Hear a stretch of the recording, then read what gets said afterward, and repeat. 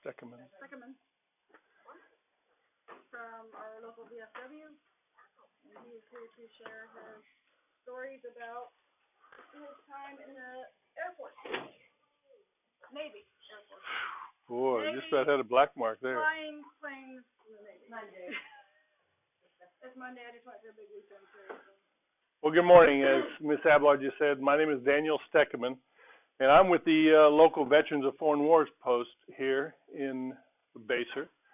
And thank you again for having us. We veterans, I guess you already had one, two? Mm-hmm. One? Okay. Two. So I'm just a continuation on the series. I spent 28 years in the Navy.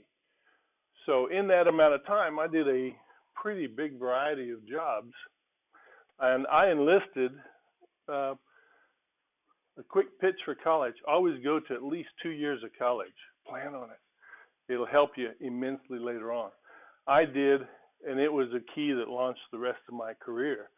I enlisted, and I ended up in submarines to start out with. You know, just imagine a couple 100-foot long tube that's about 30 feet in diameter, and you go and live on that for 6 months at a time. I saw, you know, we'd surface occasionally, and my longest time ever underwater was 38 days without ever seeing sunshine. It makes you appreciate weather, all kinds of weather, whether it's rain or snow or sunshine. But I saw the light and I liked it, and the Navy made me an offer I couldn't refuse, so they sent me to University of Kansas, gave me a commission once I completed my college degree out of there. Those first 2 years is what helped. And then I was able to go and fly off of aircraft carriers. And I flew in the S-3B Viking. Miss Ablar, I believe, has a couple of videos of it as how we come around and land. But to start, when you land on an aircraft carrier, you have to have a hook. And this is an actual hook off of an S-3B Viking. Now, I'd like to pass this around, but you have to promise not to drop it on your fingers and toes or nose. I'm going to start it right here with Abigail. So that's what stops you when you land. It weighs a few pounds, as you'll all get a chance to see. We're going to take questions later, young man. So that's what stops you, but the trick is getting off the deck, too. You go from 0 to about 150 miles an hour in 2 seconds. That's a lot of fun. You get about 7 lateral G's. You may not understand G's yet, but it's 7 times what you feel on your feet would be on your chest, I'd say. This little instrument here is called a holdback fitting. And we'll see in a video here, this fits between the landing gear and hooks up to a bar that's on the deck. And the aircraft, no matter if it's an F-14, an S-3, an A-6, an F-18, goes to full thrust, sometimes afterburner, no brakes, nothing. And this is the only thing holding that aircraft back. And its nose launch bar is in a shuttle, what we call a shuttle. And when the shuttle launches down the deck, this is actually designed to brake. And so it just pulls apart, and that's why it's called a hold back fitting, because it's the only thing holding that aircraft back until the aircraft is ready to launch and shoot off to 150 miles an hour. So I'm going to pass this around too. I'll start it here. You guys can look at it. It's considerably lighter than the hook. We have one of them up. This is the aircraft carrier right out here. And this is the type of aircraft that I was in. This one you can have volume if you like. And this is just the pilot. He sits in the S-3. You sit the pilot here, and then another one just to the right. And so the guy on the right's actually doing the filming. Okay. But again, he's coming around, and this is the wake for the aircraft carrier, and that's the aircraft carrier. So we're going to land on that. And we're going about 150, 160 mile an hour when we land, depending on the weight. And that hook that's being passed around is going to be the only thing that stops us. You get a lot of practice at this. It's a fairly dangerous activity, but it is exciting. There's the back of the carrier coming in. Just to the left are some little lights. And you just landed aboard that carrier. When you land aboard carrier, you immediately go to full throttle. And that's in case that hook would skip a wire. The cables are about that big, about 1.5 inches, 2 inches in diameter. In case that hook would skip or the pilot just plain miss it, then you have to be at full power so you can bounce basically and go around instead of dribble off the end into the water. So that's much more exciting. Okay. Here's a picture of a fake aircraft, one they're trying to develop, but one that on this one we're actually, I think, going to see a launch. I haven't actually viewed this video.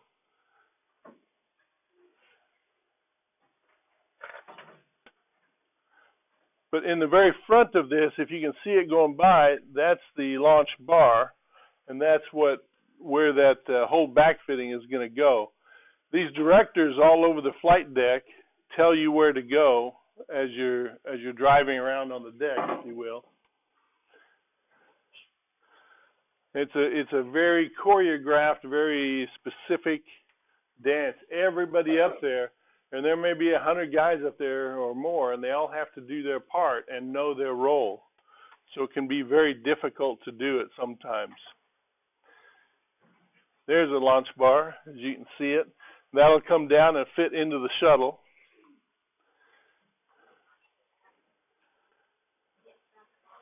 As you can see, this exhaust that was blowing back there, if you get in the wrong spot, it can become very hot, and if it's at a high enough throttle, it can blow a person off the deck. And that's happened many times before. I never saw anyone get blown off the deck, but it's happened. Well, it certainly could hurt. You don't want to go tumbling down a deck. There, the launch bar is down. All these little lights up here have their own little purpose. They tell a landing signals officer where how the aircraft is performing. You see him jerk right there. That's where you go in about 2 seconds from 0 to 150 miles an hour. That's a lot of fun. So I brought some of my gear that I had to wear every day, if you will. And so I believe the teachers may have identified somebody. Camden. Front and center, young man.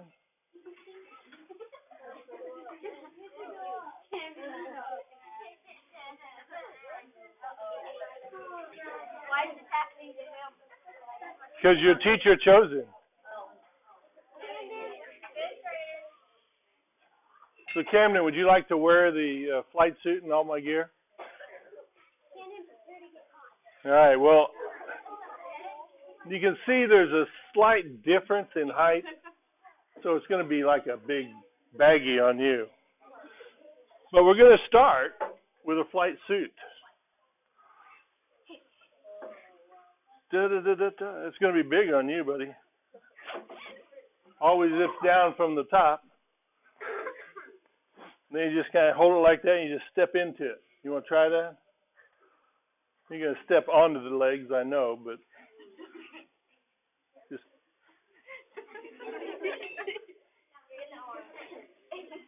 Okay, I got you.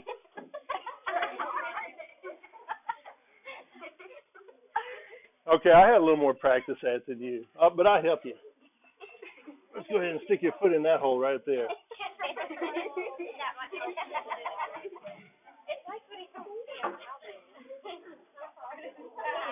Just use my shoulder if you need to balance.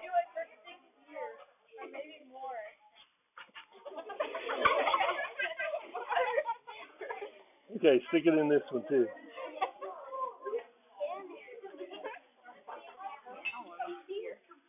Okay. Stick an arm out here. Another wing.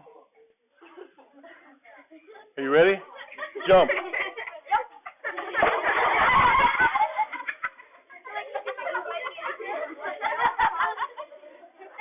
All right. Let's see some hands. Zip yourself up.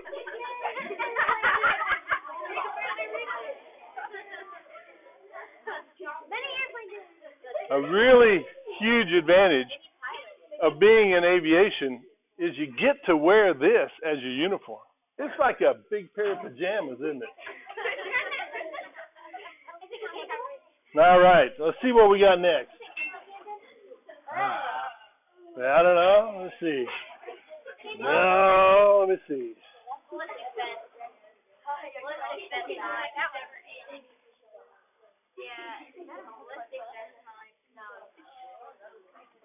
What's this? I don't know either. Okay, let's put it on.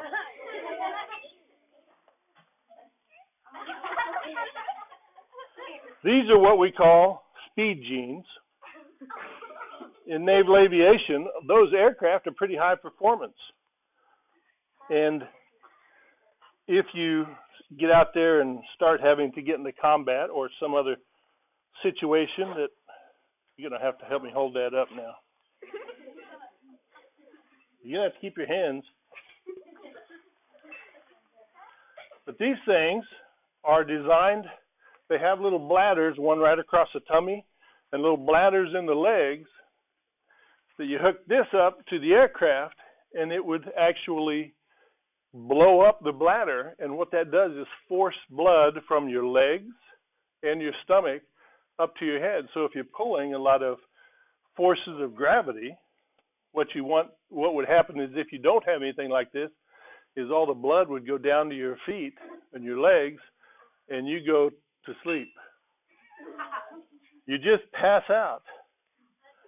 So that's never a good thing when you're flying an aircraft. So the trick is that they use these to force the blood back into your body and your head. Oh, where'd that zipper go? We're going to have to put that back to the bottom now. There we go.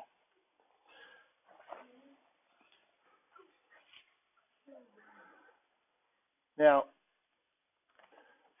when you are a naval aviator, you don't have anybody dressing you.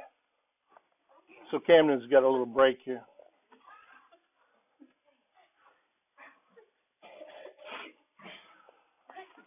Hold that up for me.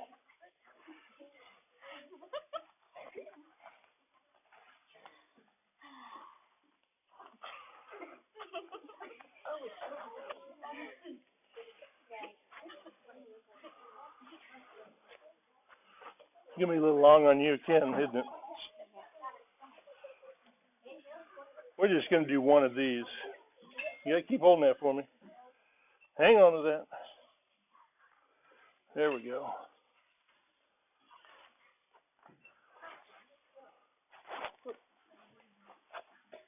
All right. So anyway, you would have both legs on there. And what that is, again, it has little bladders that squeeze around your calf, your thigh, and your leg. So you got two pieces on.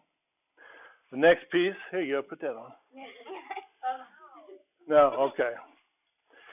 This one is actually the piece that will hook you into the aircraft ejection seat. Because if it all goes really wobbly and terrible, you have a second choice instead of ride the aircraft down. And at the end of the day, this thing is going to hold you up from, well, you're going to have a choice. All right, let me have this foot. You can use my shoulder if you need to.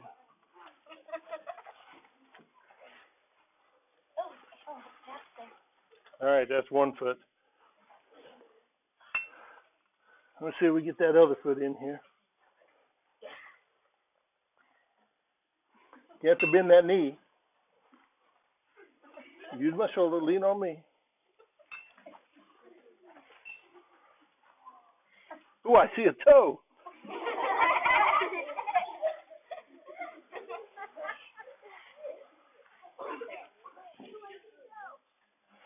Da, da, da, da, da, da.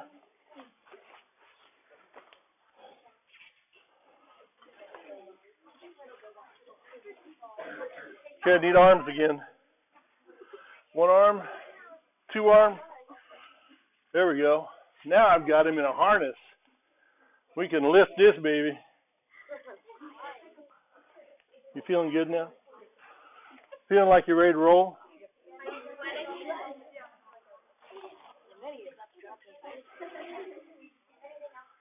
Something doesn't look quite right, but you're going to have to grow into this, buddy. Okay, turn around for me. Show them the back. This all webbing. This should be up here. Turn back around. Okay, we're not quite ready to go yet.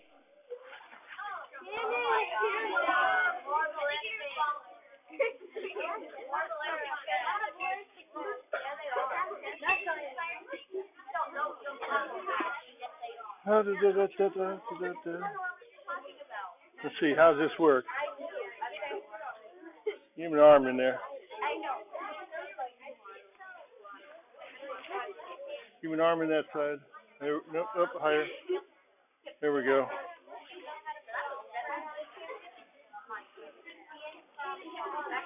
Where'd that arm go? Oh, there it is. All right, zip this up. What do the other side go?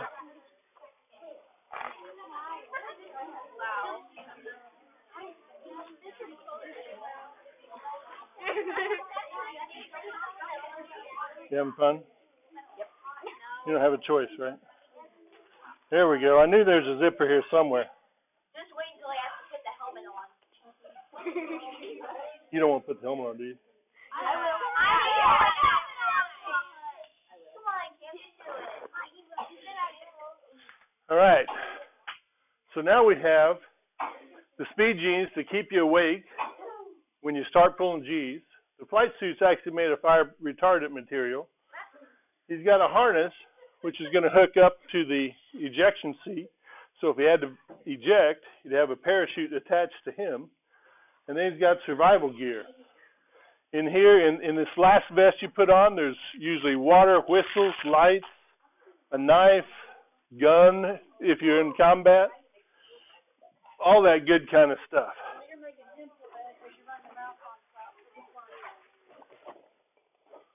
Da, da, da, da. This is about empty. So what do we got left? Well, then we got to go into the other bag.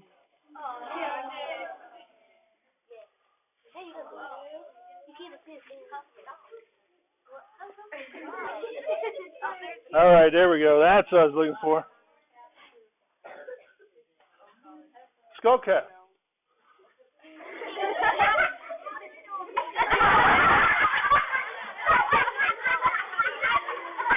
I wish you could see yourself.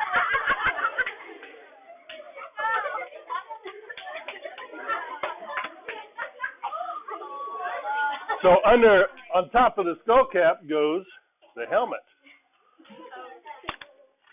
This helmet has obviously the oxygen mask attached to it. Are you ready?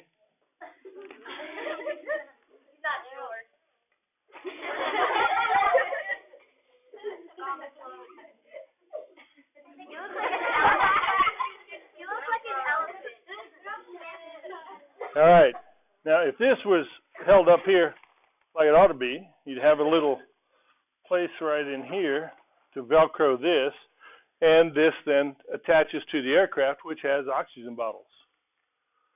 So, now, you have what they call bayonet fittings. They just shove in there. Put your head forward there.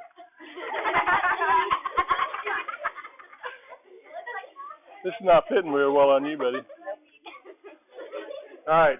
You guys ready to lose Camden?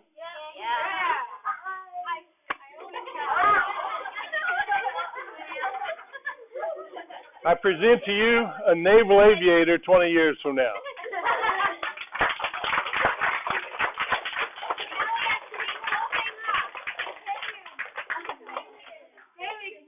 How you feeling? You know, nobody can see your face. You can be making faces at them, they'll never know.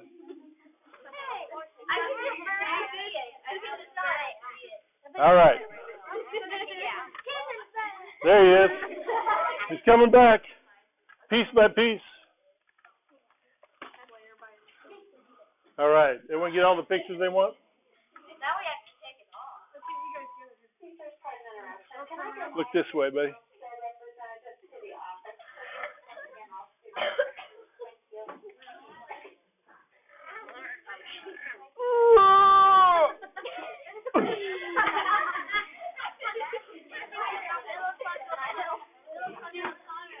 Oh, you know, we did forget the gloves, but since we can't see his hands anyway.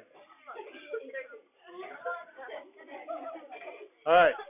You ready to undress yourself? All right.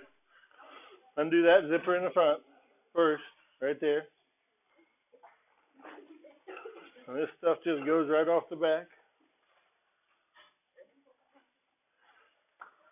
One of the tricks here, imagine all this. Are you warm in there? Were you warm? Now imagine you've just got yourself all dressed, and then you walk up to the flight deck in the Gulf, and on top of the deck, it's 130 degrees Fahrenheit. Because that's what it is in the summertime. I used to walk up there, and all aircraft have big cockpits that the sun just loves to beam through those, so it gets to 150 in the aircraft. So the first thing you do when you get in the aircraft is you start the air conditioner because you really want to get cool in a hurry. But by the time you get in there, it's like you just walked under a fire hose because you sweat so much. So then you get it cold, and then you go, whoa, that's kind of cold. Keep her going. All right. That one you got to step out of. Oh, you're going to step out of all of it. Okay.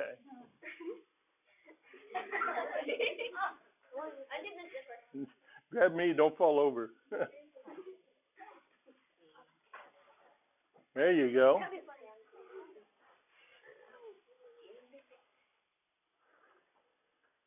It seems to fit much tighter on me. I don't understand it. All right, speed jeans are gone. Almost. The harness is almost gone. Just got to step out of the harness.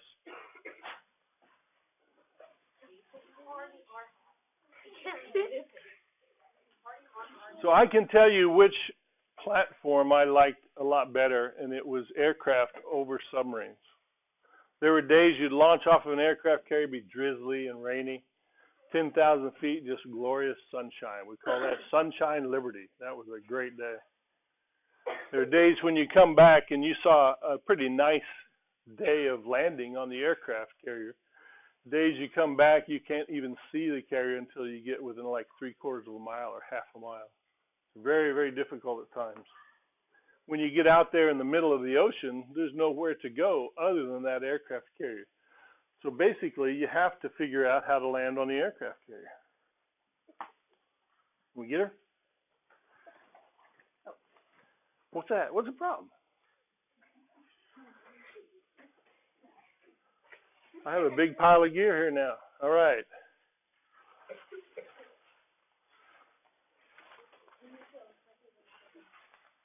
Thanks, sir. pack this up in a moment.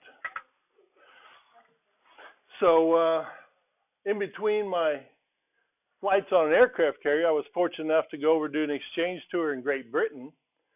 And I used to fly, you don't have to unzip that. You just have to step out of her. I was fortunate enough to fly helicopters doing search and rescue through the Scottish Highlands. And that's a gorgeous area.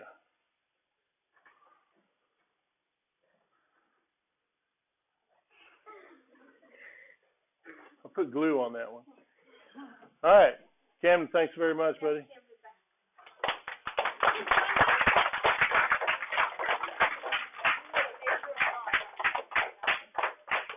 Do you have any questions? You ready to go? Join the Navy, see the world? No, we don't have time to do more than one. Cam, you can go back to your seat, buddy. Thanks. Were you ever in a dogfight or in combat at all? Not for real combat. We did lots of practice of that kind of stuff. And there are times when you'd pull enough G's, your head gets pretty heavy. If you pull enough G's on an aircraft, you're always trying to keep sight of that aircraft behind you as it goes by, because you go like this and then you start turning. And you get enough G's that sometimes your head, you couldn't move your head. It's just laying against the canopy until you release the G's, and then you could bring your head back up. So it can be a very physical activity, and you work up a sweat just doing that kind of stuff too, even in an aircraft. So before we launch into questions, and I still have your attention, I have a comment that I want all of you guys, as tomorrow's leaders, tomorrow's middle schoolers into high schoolers, I want you to do something for me. And anytime you're at a parade, and the first thing through is usually a color guard carrying the American flag, I want you to stand up. You don't have to put your hand over your heart or anything, but you just have to stand up, quit talking, and just pay respect to the flag. I want you guys to do that for me. And if you have friends or family, go, just stand still until that flag passes. Because that's the one thing that we want to do, is show respect for that flag. Okay? I would really appreciate that, and I hope you guys remember that. With that, I will take a few questions. You had your hand up. How long does it take you when you're going off? How long does it take you to get dressed? It would take me about 5 minutes. And what we usually do is start with a brief about what the mission was going to be, and then we would go, that'd be in our ready room, then we go to our flight locker room, and we get all of our gear. We're already in our flight suits, so we just wear that all the time. That's a big advantage. And then, you know, we just kind of start stepping through stuff, and it becomes pretty, not routine, but pretty cool to be able to do that in a short period of time. And then usually even put on your helmet below decks, and then you walk up above decks, because once there's aircraft turning up there, you have to have ear and eye protection. Everybody up there does. So, yep. Have you eaten space? I haven't been to space. I think they do too. But I could actually put little sandwiches in my bag, and I could just pull it out. My aircraft had a little extra room than most, being an S3, so it was nice. Yep. How long were you doing this? How many years? Yeah. Oh gosh, I got my commission in '87. Got to my first squadron in '89, and then I left. My last one was 2001. So, what was that? 12 years. I was actually flying the whole time, which was the best part about being there is being operational. So not sitting behind a desk. Anybody else? Yep. How big was your airplane? Our aircraft weighed about 35,000 pounds, if that helps you. And then we'd load fuel and bombs. My particular aircraft could carry every bomb or mine, I think, in the inventory, including nuclear. And but rockets, we only carried one kind. That was a Maverick. That was like a aircraft to ship, to destroy a ship.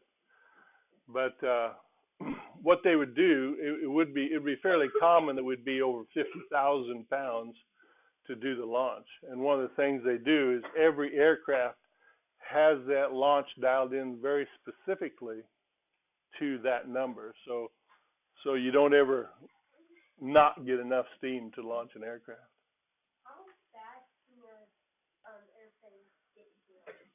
What's the highest without like it being disintegrated? Well, my aircraft would go just under Mach 0.8. Mach is the speed of sound. So not quite the speed of sound. The F-18, some of those will go twice the speed of sound or more.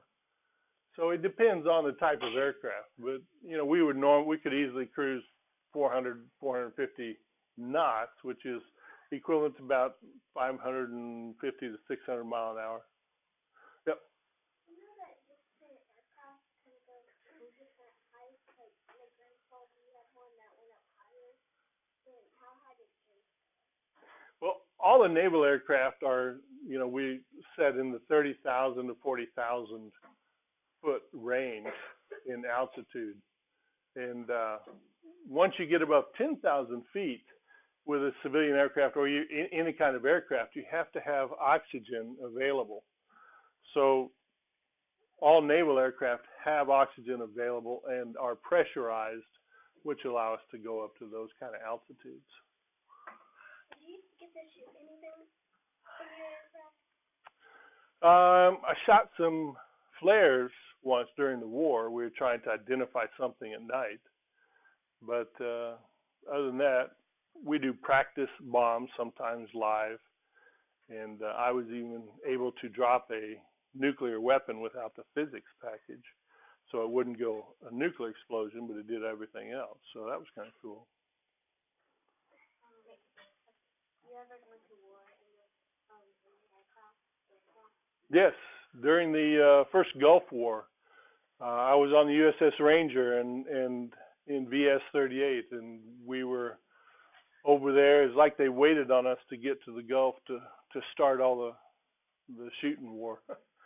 But one of the interesting things about going to war for naval aviation, to keep a squadron going, there's always a lot of paperwork. But when war hit, all we did was eat, sleep, fly, and plan the next mission. And so from our viewpoint, obviously we were more focused on what the mission was, but they took away all the distractions from us and just let us concentrate on that. Did you ever ride in a bomber, or is this like a fighter? Mine was originally designed as anti-submarine warfare, and then later morphed into anti-ship warfare. But I've ridden in other aircraft, but including fighters. What's the biggest and coolest thing you've ever been in? Coolest by awesome.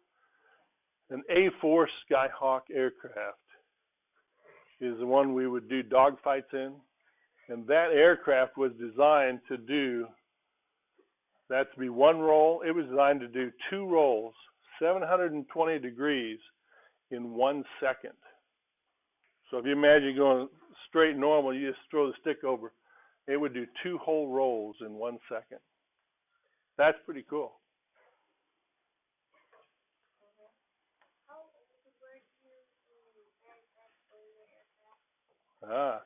See, I was a unique person because I had already gone through submarines enlisted, so I was older than most, and that's why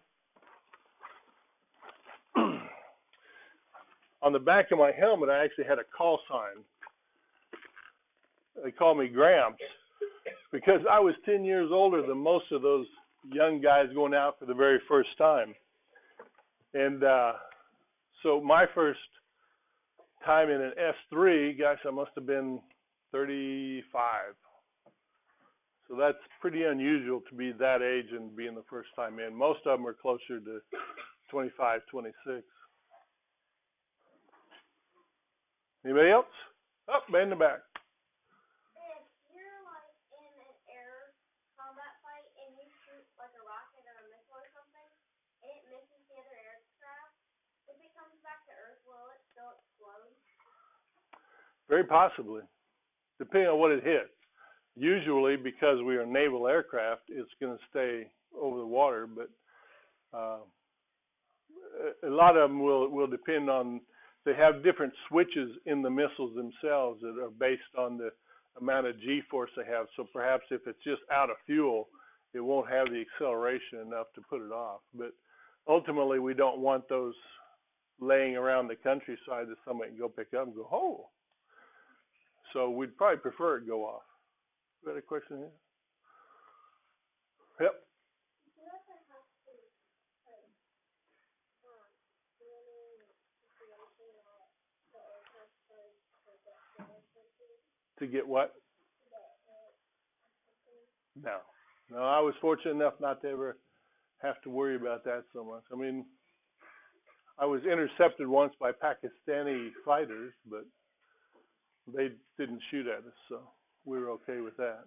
What is that? We were flying along the Pakistani air defense zone, and they weren't quite sure who we were, so they launched a couple of their own country's fighters to come and intercept us. The first thing we knew about it is like we looked out the window, and there they were, fully armed, sitting on our wings, going, "What are you?" But fortunately, by that time, we were already outbound, so they could identify us as not being a threat. So they didn't have to shoot us down, which is always a good thing. Yep. Have you ever rode or drove in a Blackbird? I have not. I've been in one, but I've never, not when it's been powered up. So, how we doing on time?